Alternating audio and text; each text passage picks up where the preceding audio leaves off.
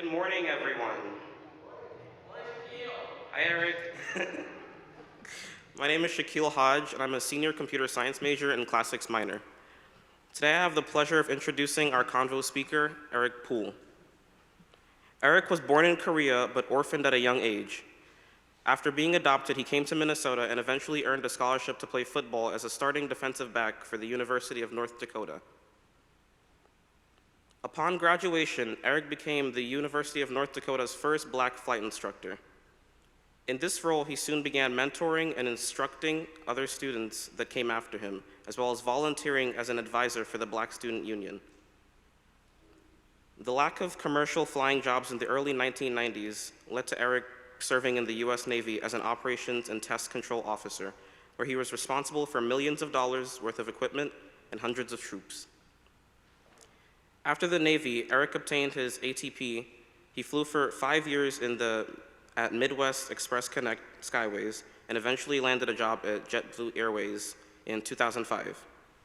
He then structured the JetBlue Gateway program, which was UND's first structured pathway for students at the time when airlines were not short of pilots.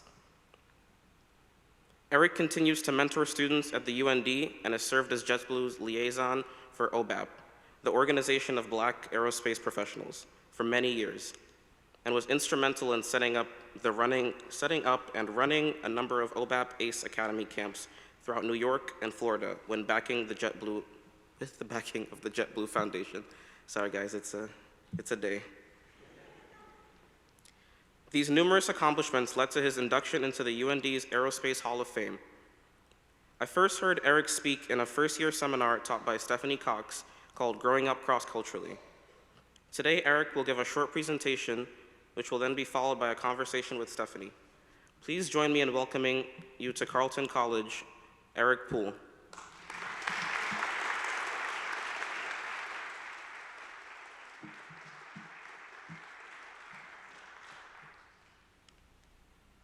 Good morning, everyone. So I'm a Minnesotan, so I won't spend 10 minutes talking about how awful the weather is. Thank you, Shaquille. By the way, recently married,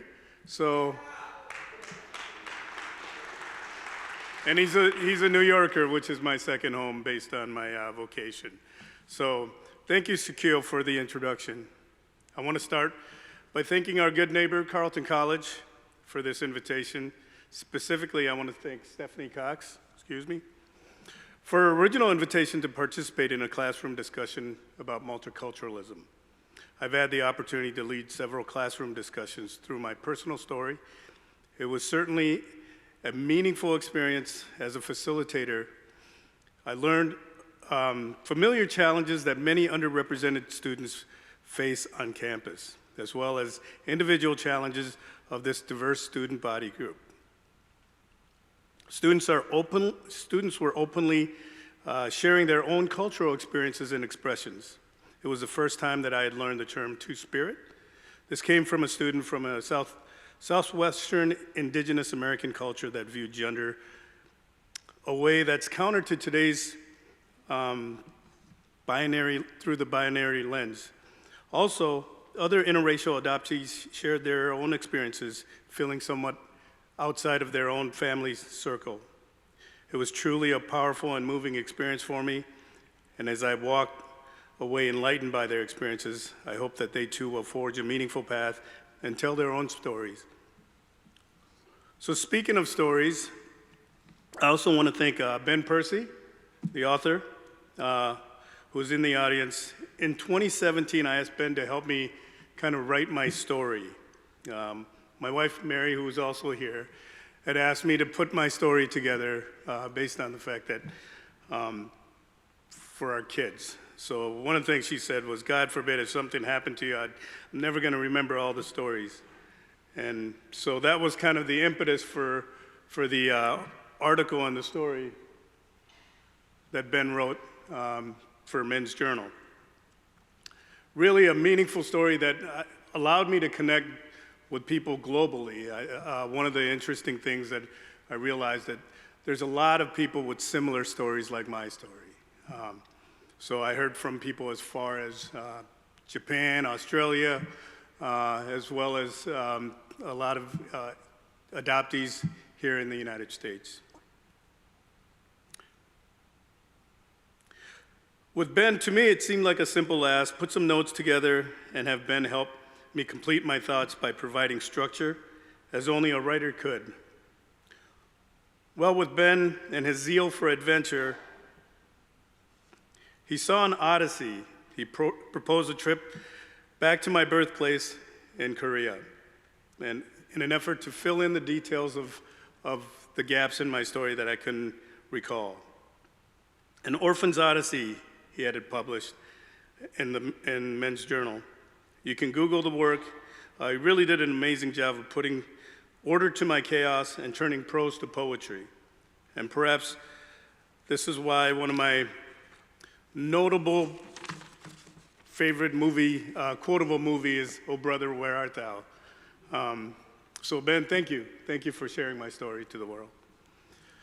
The structure of this convocation is going to be a little bit different. I felt like I couldn't sit up here and just talk about myself for 40, 45 minutes. I think that's a difficult undertaking. My regular day job is flying airplanes, so not public speaking. But I have done many speeches based on my vocation and kind of my position in the industry. Many of the requests post-George Floyd for my speaking was based on the fact that 90% of our airline pilots that fly you around today are white men. It's one of the least diverse fields in the industry.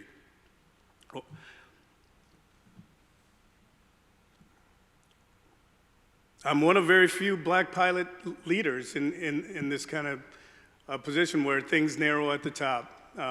Very proud of the fact that I've been able to achieve a status of what we call a chief pilot, which is a operational and personnel management position. So you think over 150,000 airline pilots today, there's only about 4 or 5 of us in this role. So it's meaningful that I'm in this position. It's meaningful that I'm able to kind of use this position to really advocate for diversity in the flight deck. So that is my charge, and that is what I work toward fulfilling. The most compelling part of my story is my early story. Let me see make sure these things. So this is the place of my birth, although I may not look very Korean. My birth is a little town called Uijeongbu, which is just north of Seoul, just south of the Demilitarized Zone.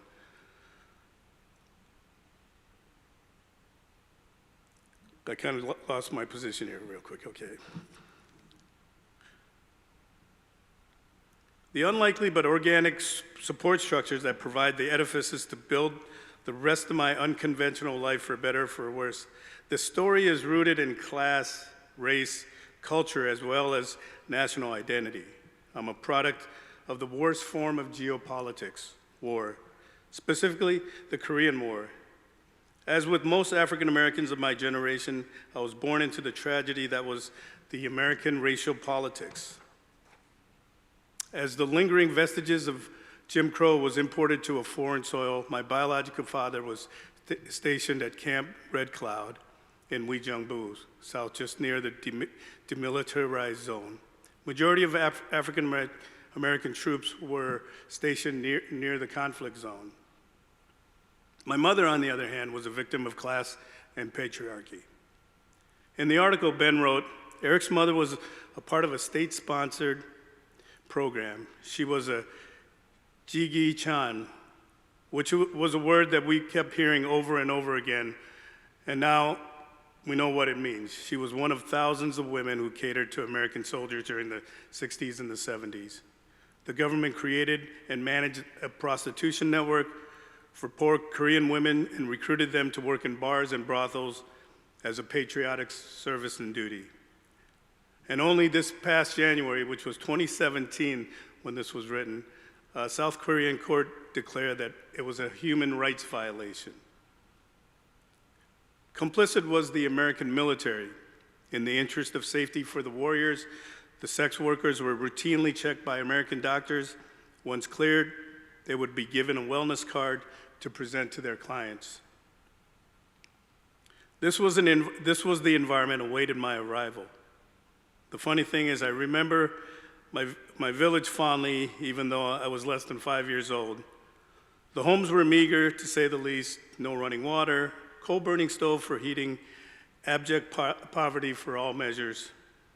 But we were all in the same boat, and we were all kind of happy to be alive. Most, if not all, the children in the village were biracial, Afro-Korean. There was a homogeneity to all the kids. We all saw soldiers frequently and begged for candy, and many would oblige. In my memory, the place seemed very idyllic. At least it was the happiest stretch of my early childhood until my mother passed away.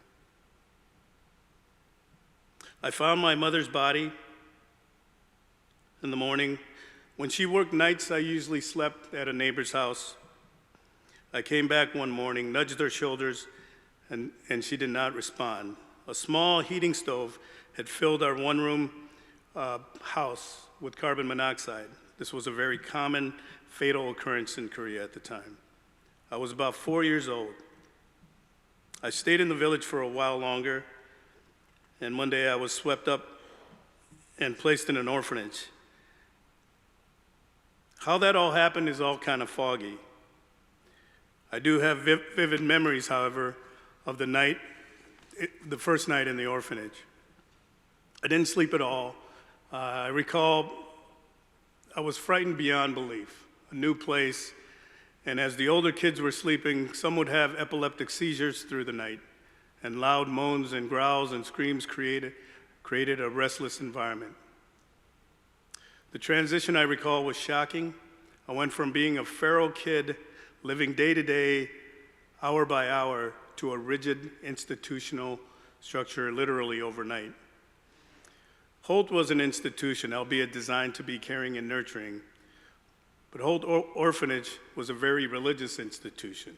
It was the first time I had heard about Jesus and God. We learned English by being read the Bible. We put Christmas plays on for the soldiers, learned Christmas carols. I saw white people for the first time. They looked a lot like the pictures of God, men, and Jesus in the books that we were given. But there was actually a man who seemed godly to me. Sergeant James Singley. He was an African-American soldier. He would come to the orphanage and visit us on most weekends. He was our beacon of hope and home. He reminded us of a father we never knew. He was loving in a place where it seemed to lack love. I'm still in awe of his willingness to give us of his time, which was by far the most valuable thing to us. Molly Holt was the daughter of Harry and Bertha Holt, who founded the orphanage. She was the primary manager when Ben Percy and I visited, and Molly remembered him, and she told us, some people criticize him for taking only the black boys. But it was the black boys who needed him the most. We had so many black boys, and it wasn't easy to place them with families. After a couple years at Holt, I was adopted into a family in Minnesota. Not being able to see Singley was one of the most traumatic things for me to process. It was like losing a parent all over again. The transition life to Minnesota was very turbulent. I arrived with baggage, the baggage of unconventional life experience. I had difficulty adjusting socially in school. My life experience was incongruous to those of my peers. Most of the kids were white and middle class, and they lived in a very safe environment. I desperately tried to fit my square-pegged worldview with the round hole of my new environment. I would fight often, and that was a skill that I had learned at the village and the orphanage. My adoptive parents struggled raising me. It's a long story of parenting versus charity. Now that I'm a parent, I have a better understanding of their struggle. The thing that I would say is that people with the best intentions do the right things for the wrong reasons. Adopting children may be one of those. At least it was in my case. Thing that really carried me through as a child to my teenage year was my ability to excel in sports. As a young boy, I tried to prove my worth to my peers, but being good at sports provided a lot of social currency. From a kid lacking confidence to a teen that was able to earn an athletic scholarship to play football at the University of North Dakota. I wasn't aware at the time that UND was renowned for aviation. During my sophomore year, Black History Month, I happened upon a lecture by an African-American gentleman by the name of Dr. Judge King, who presented the story of the Tuskegee Airmen. I was in disbelief that I had never heard this story before. As I listened to his lecture, I was intrigued. Unbeknownst to me, a seed was planted. The following year, I was assigned a roommate who was an aviation major. I was genuinely curious as he took me flying a couple times in a small Cessna. I recall asking incredulously, "Wow, this is your major." It had been an aviation game. In the aviation game, it's what we call getting bit by the aviation bug. He would assist me in navigating the financial aid as well as the academic part of aviation. I relied heavily on my roommate, and he was my primary advisor and mentor. I was recently inducted into the UND Hall of Fame, and I had a chance to honor his contribution to my aviation success. I got a little behind on the slide. Sorry about that. There it is. So the gentleman on the left, his name is Eric Hall. He's a captain over at Delta Airlines, a good friend. And then Jordan to the right, he's a young man that I met in New York when I was running one of those ACE academies, which we introduce aviation to underprivileged or underrepresented young kids. So he was in one of my camps when he was in 9th grade, and lo and behold, he's going to graduate from University of North Dakota this year. Hopefully, I guess to follow my footsteps, and I'm honored.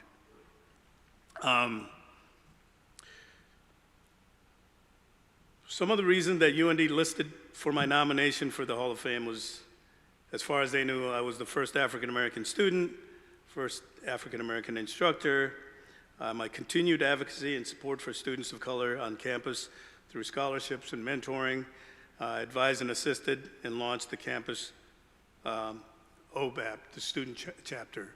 So I think Shaquille already hit all those points. Question that I often get asked is how, right? How are you able to find your way considering your circumstances? And to be honest, I'm not exactly sure. But if I was to venture a guess, the circumstances of my existence in my early life forced me to live in the moment and try to win every day. I didn't have the luxury nor the capacity to plan ahead. The need for solving daily challenges seemed paramount. If I can stack enough victories, then I can win a week. And if I can win more than 2 weeks, then I've won a month, and so on and so on. Obviously, I wasn't thinking it through that nuance as a kid. I just think this was just how I existed.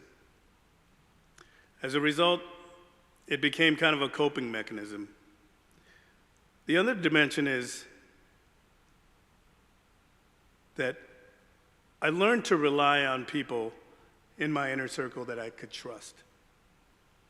The thing that I do realize from my early life is that I've been able to find good advocates and advisors, organically building my own support structure through the trusted relationship when the structures weren't there. People in Uijeongbu, Singley at the Orphanage, school administrators, the Poole family, my roommate in college, I can keep going. I was humble enough to seek the resources and advice and wasn't bothered by asking for help. Now that I'm in a position to advocate and assist in building support structures for others who need it, it would be disingenuous of me not to. But more importantly, I would feel like I was letting Singley down. So thank you. I'm going to step over and have this conversation just based on our previous interactions with classrooms. And if you have any questions now, we'll transition over to a Q&A with the audience.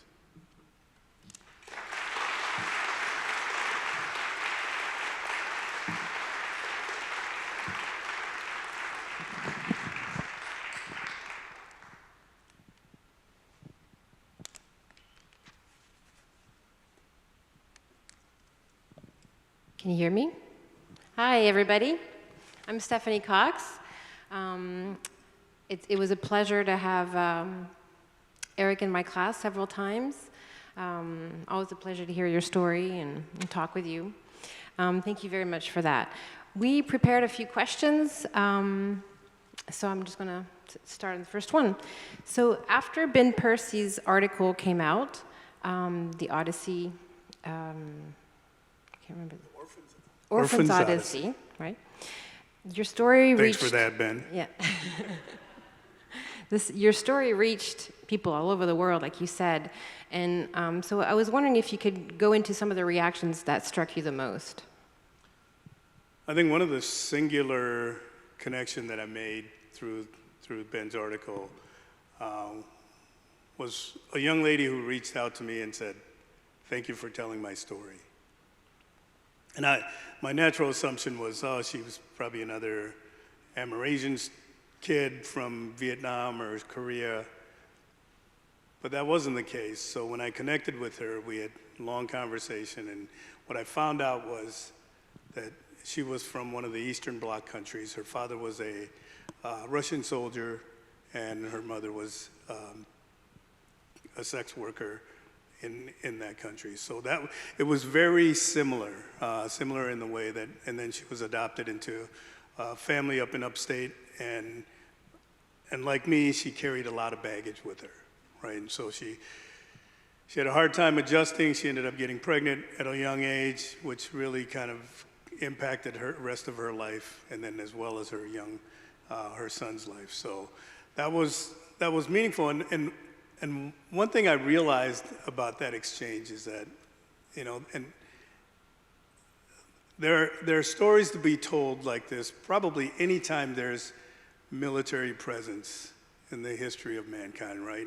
And I think these are, like her and myself, were kind of these byproducts of war that nobody really wants to talk about, right?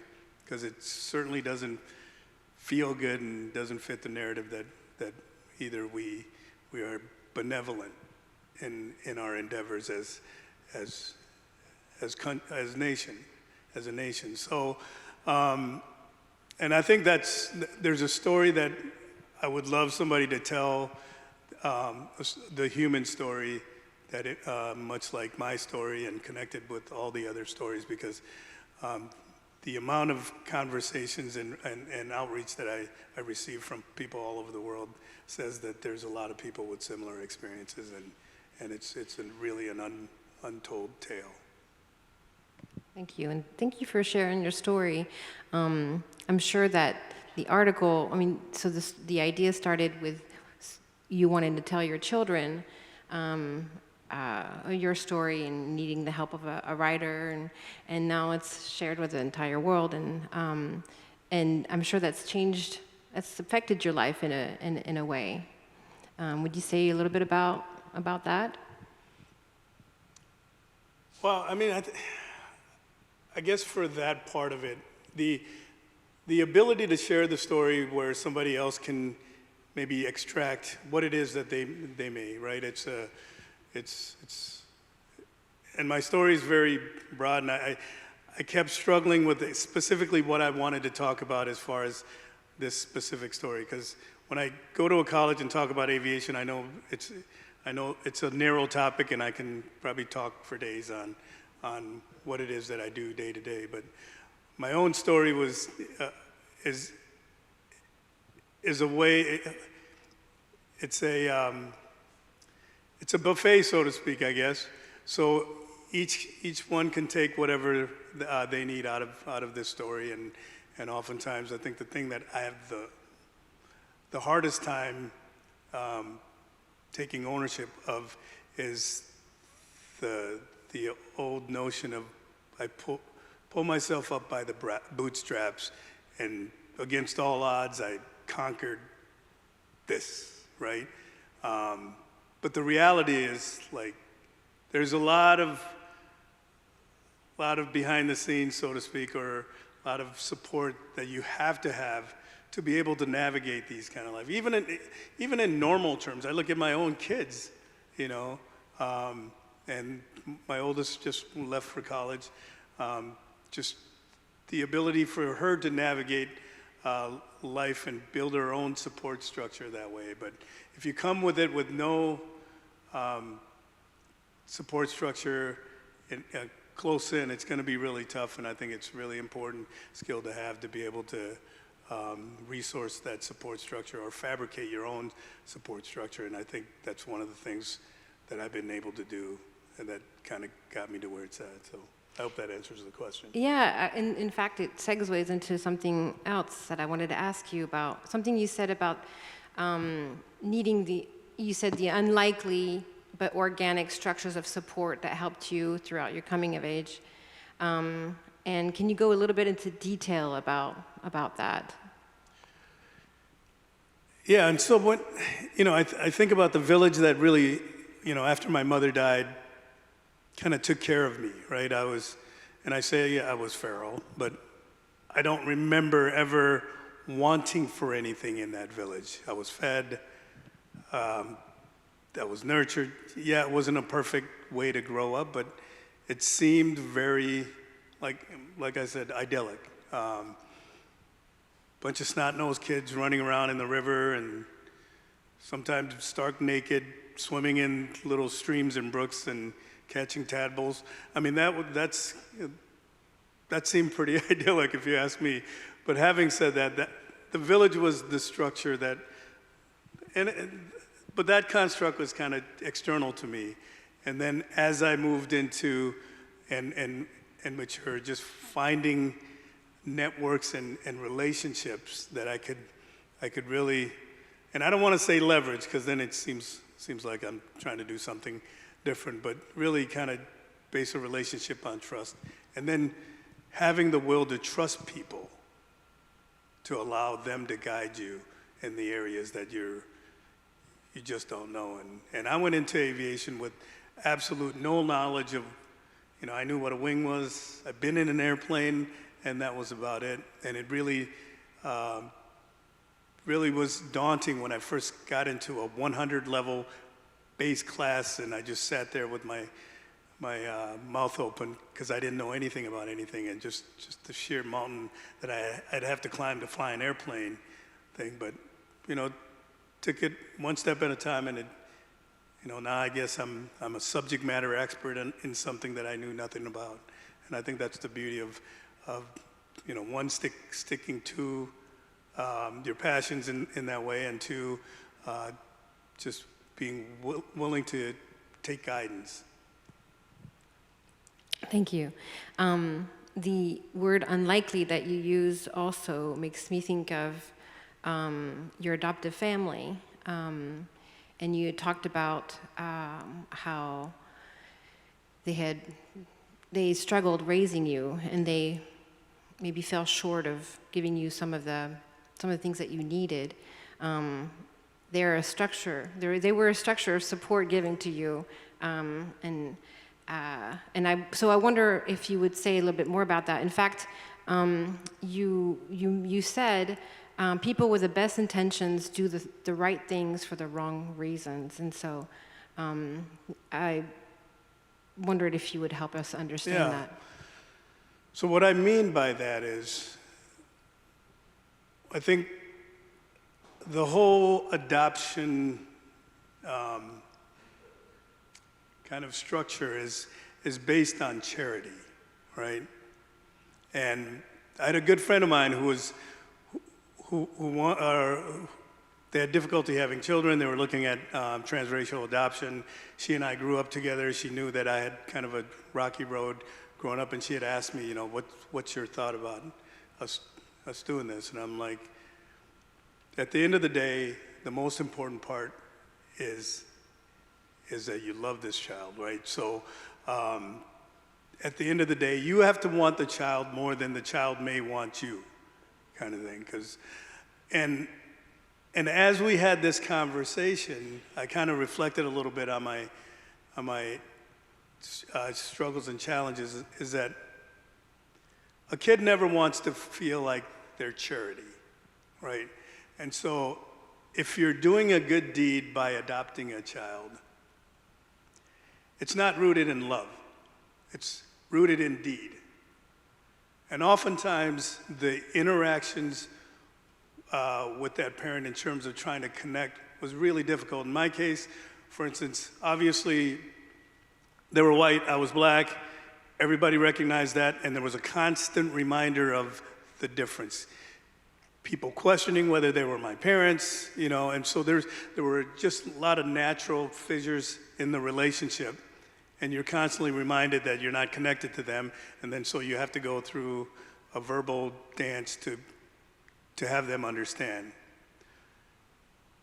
And then when you're a challenged kid trying to adapt and cope with the new environment, and the mindset was always, if it's punitive in terms of how you deal with these challenges with the child, even to a point when as a parent you get frustrated and say things that you probably regret, like, we'll ship you back to Korea, right? Those comments really kind of chip away at that bonding piece that you're trying to bond. And as a young child, you're trying to figure out, where I exist. So I think that's where when I talk about the challenges of doing the right thing for the wrong reasons, that's what I'm talking about. I think at the end of the day, when you're dealing with another human being, if it's not rooted in love, it's going to be compromised. And so, and I'm kind of a living example, and I feel like, unfortunately, I kind of had to navigate through that. It was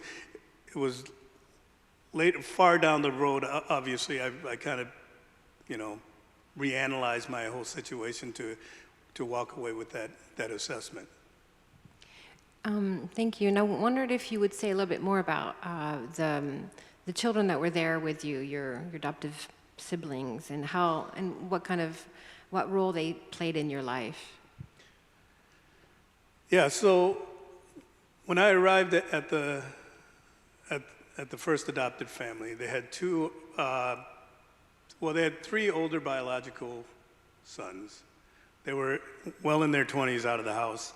And then they had adopted 2 Korean siblings, girls. And then they took in a foster Ethiopian boy who was a refugee from Ethiopia. And they were all about 5 or 6 years older than us. So once I arrived, the things had already kind of gone awry in the family. Both of the girls had departed the family less than amicably. One literally ran off with the carnival. And so it was an environment that was, I don't want to use the word toxic, but I came into an environment that was not in a nurturing environment. It was a difficult place. The thing that really kind of, again, created the relationship fissure was, so the person I was closest to his name was Ben. He was from Ethiopia. He and I shared a room together. Oftentimes, he kind of educated me on one of the things, elementary school, and I'm probably the only kid I know I was the only kid at my elementary school that understood who Marcus Garvey was, Pan-Africanism was, and so it was a lot of that stuff that I was receiving from him.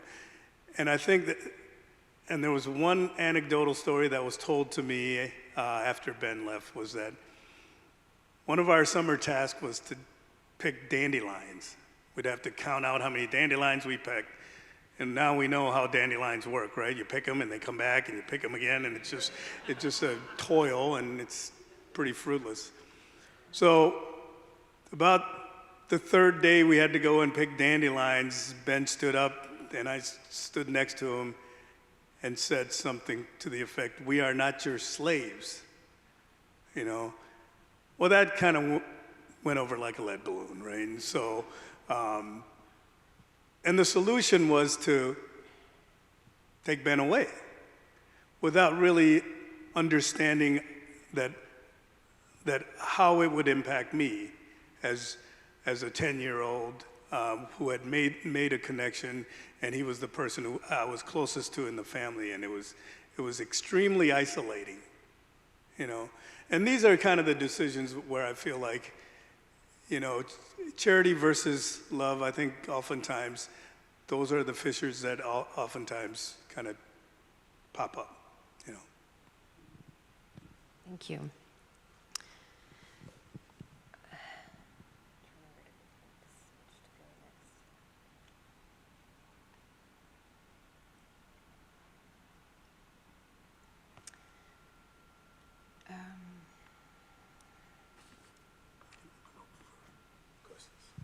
You want to open up for questions?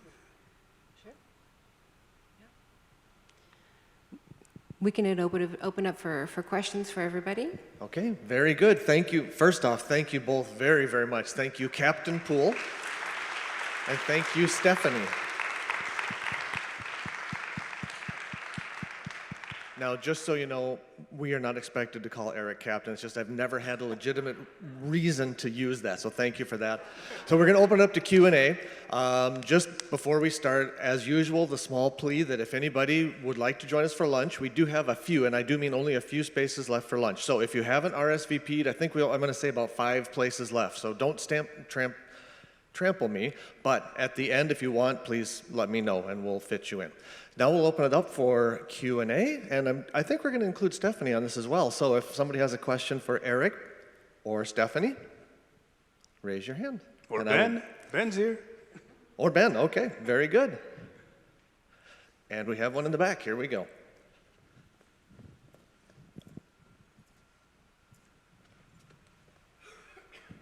Thank you. Thank you so much for coming. In Korea, there must be a lot of children there, well, now adults, and under the same circumstances that you came from. And what is their status in Korea today? Do you know? I think Korea as a society is trying to reimagine the homogeneity of that culture. There are K-pop artists who are of mixed race. If as a country they're trying to be global, I think their mindset would have to be global. The problem was people of my generation, mixed race kids weren't allowed to go to public schools, and this is oftentimes what they ended up doing is institutionalizing them, and if they couldn't get adopted, then they were left just menial kind of jobs, if any jobs at all. And so you have a generation of humans that really didn't live up to their full worth. Like every society, I think the younger generation's perceptions are different than the generation previous to them. You know, all you have to do is look at this country and the mindset of the younger generation versus my generation even. So I think ultimately my hope is that they'll get to where it's an equal and equitable society for all of its citizens, but I think there are still challenges, the stigmas that exist, much like it is here. Maybe it may be a decade or two behind in terms of integrating non-Koreans into that society.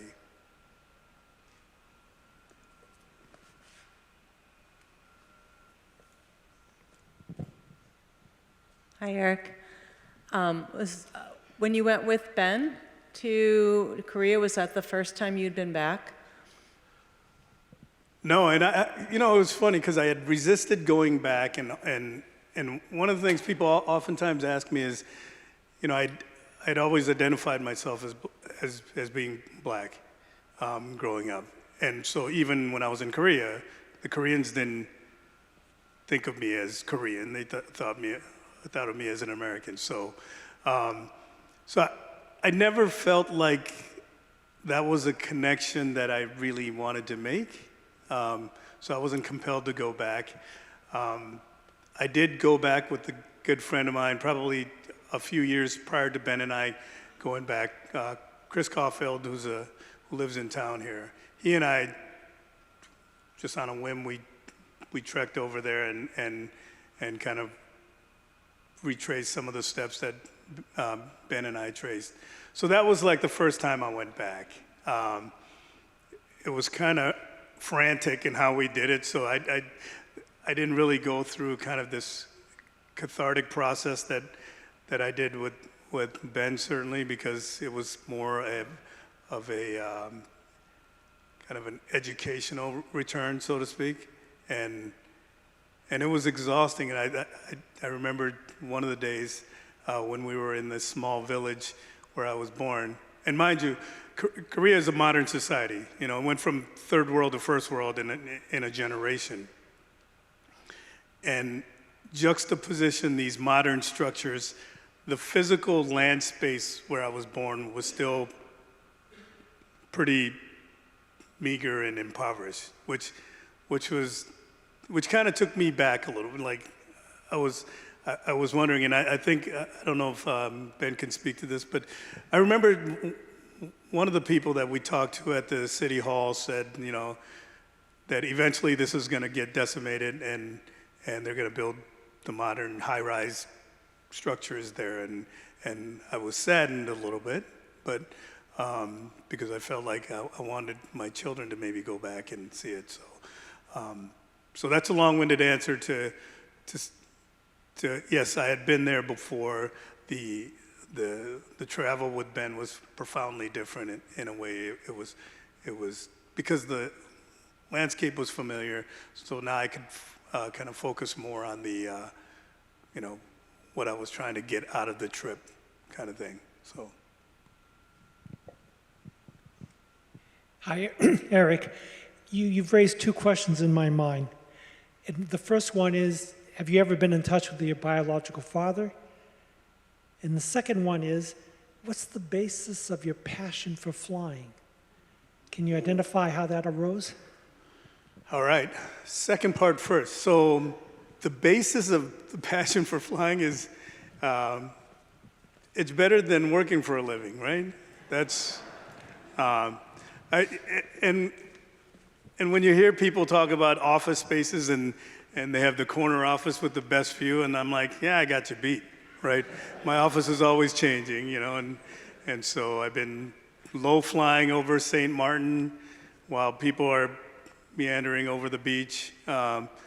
I've flown into Telluride, doing just some of the most wonderful mountain flying.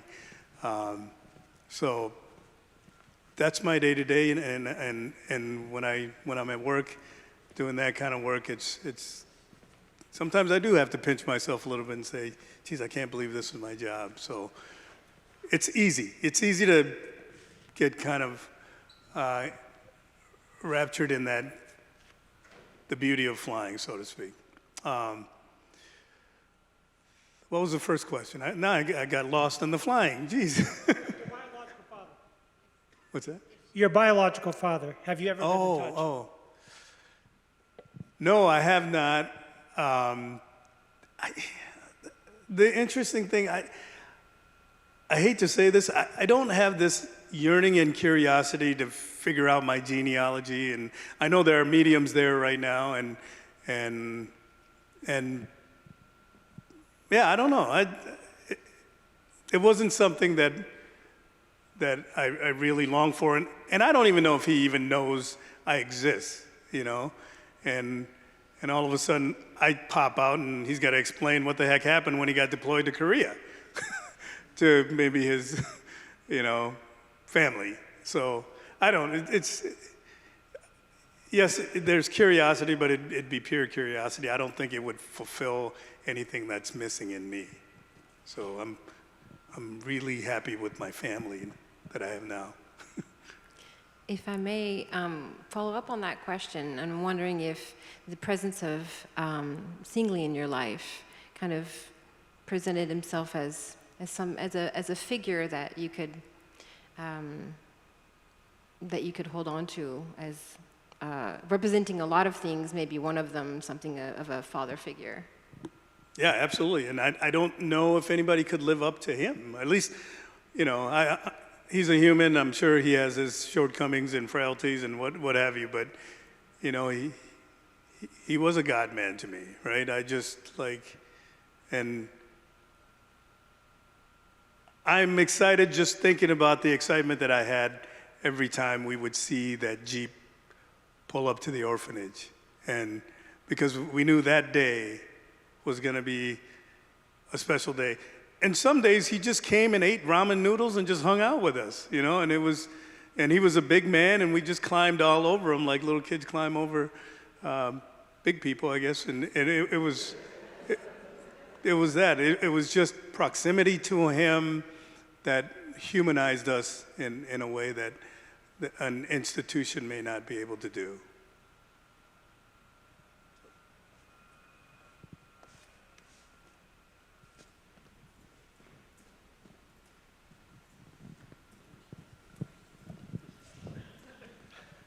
We just whispered, slow down, Noel. So certainly thank you for coming.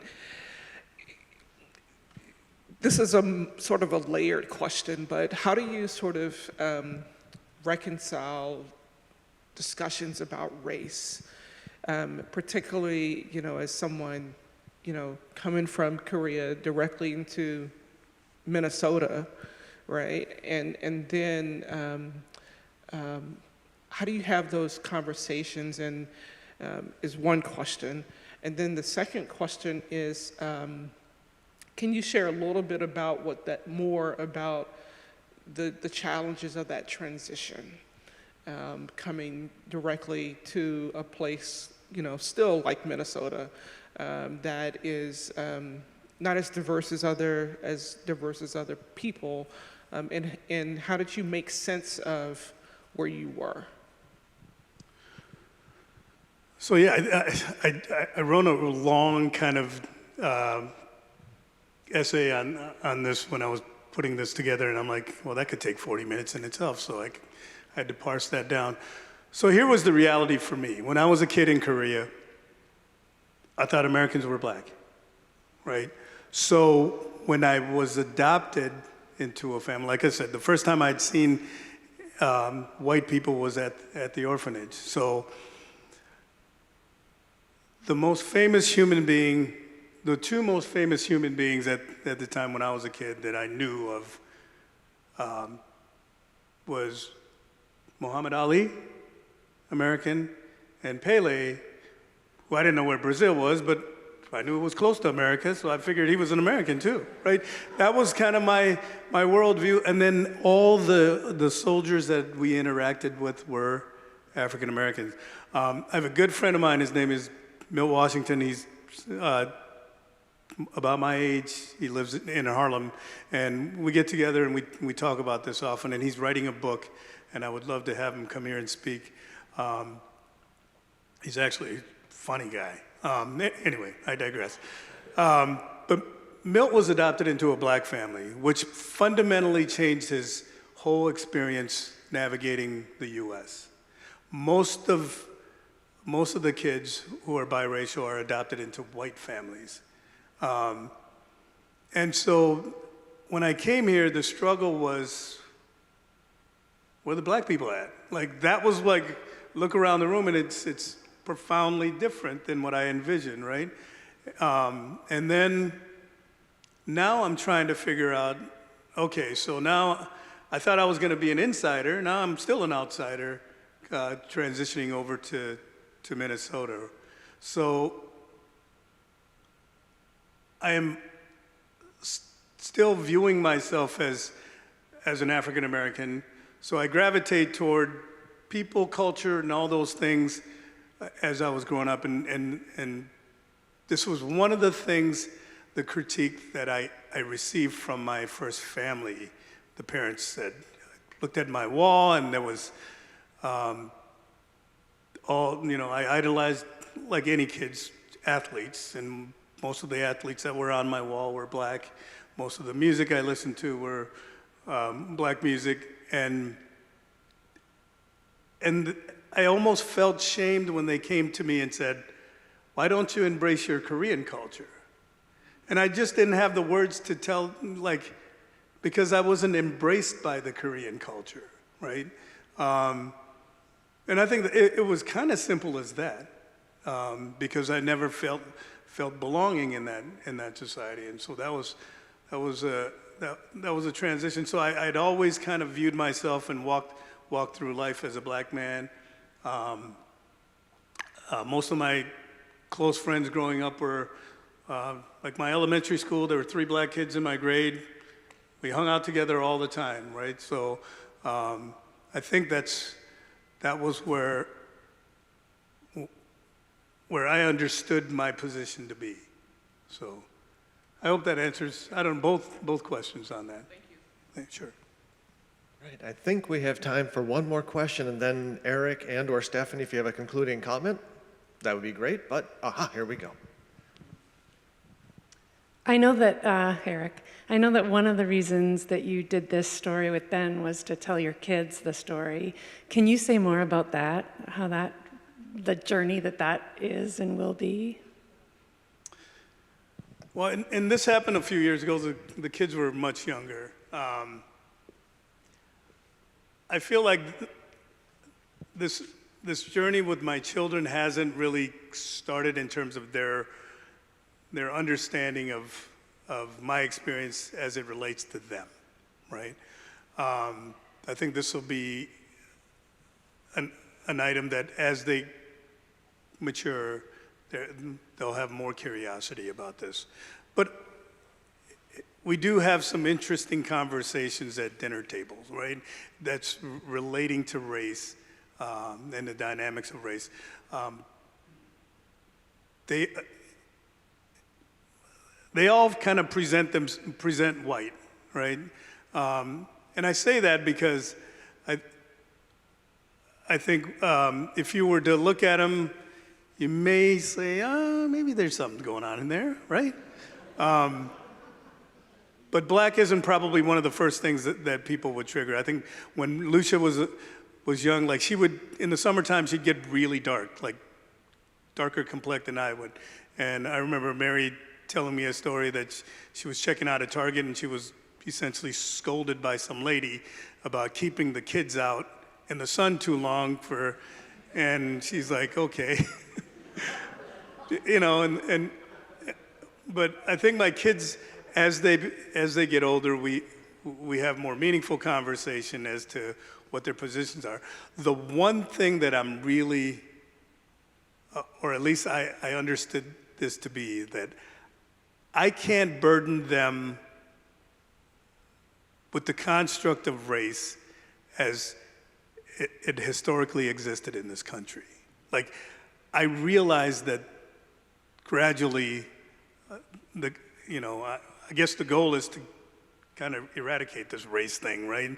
To compartmentalize people by some phenotypical type that has no basis in science to do. But having said that, there are cultural impacts of how we've categorized human beings in this country, and it lingers, and it seems like it's a hard thing for us to break as a society and as a world. So I don't want to bring that part of it. I just want to provide some context and education to them. And so my hope is that, kids of their generation will not be, constrained by the old concepts of race. And, in the words of Dr. King, content of their character more so, right? And so that is, I think that's an achievable thing, and I hope I live to see that, but who knows? Does that help? All right. Right. I guess I should probably leave it up to you. Would you like to have a concluding comment, or would you like to entertain one more Q&A? I'll take another Q&A, that's Okay. fun. And I walked right away from it. Here we go. When you were talking about your father, you mentioned that was not necessarily a part that's missing for you. Is there a part that's missing?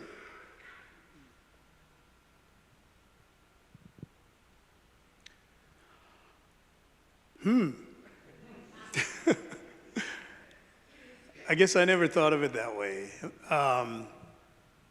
So remember, and this is how my brain works, and it drives my wife crazy because I sometimes don't exist outside of the present, right? And so I don't know what missing something would feel like, right? I think I had this conversation with Miles the other day. I was driving, and Mary's father had just passed away, and we were just kind of talking about, that. And I forgot specifically what he asked me, but I remembered what I told them and I think it was about what happens after you die kind of thing. And what I wanted was, I said, the only thing I would really like to have an opportunity if there's something after all this is the ability to connect with my biological mom, right? She's, and because that was what's missing in my world, was that connection. I never had a connection to my father, so I didn't have that want, but I do remember her.